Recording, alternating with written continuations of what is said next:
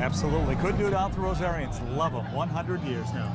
In fact, Dave Selesky, a Rosarian. Dave is. It's time now for our everyday heroes, and we're talking about a woman who came to the U.S. 12 years ago, unable to speak English and very shy. She's really overcome a whole lot of challenges and taken the lead to make sure all the people in her school now are prepared in case disaster strikes.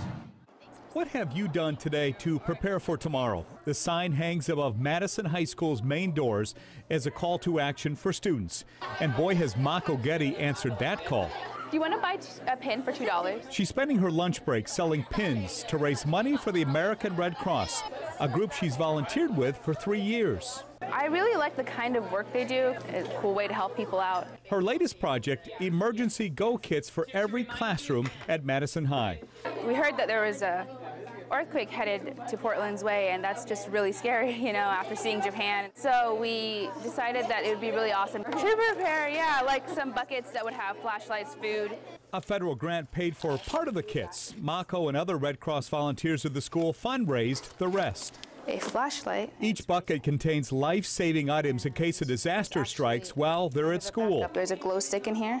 And that's not all. Mako worked with school administrators to coordinate this safety drill,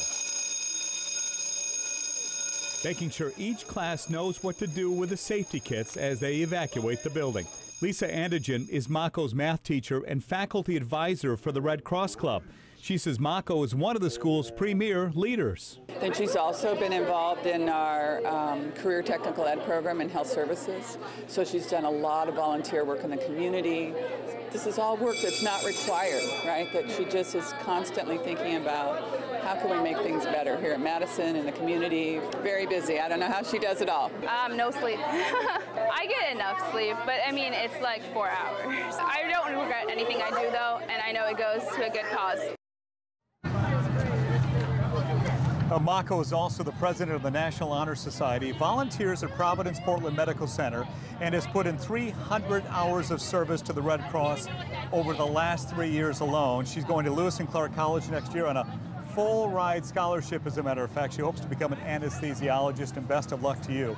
And who's your everyday hero? We definitely want to know about it. Tell us about someone who's doing good to the community by heading to KATU.com. Click on Inside K2, scroll down to find out how to nominate someone for Everyday Hero.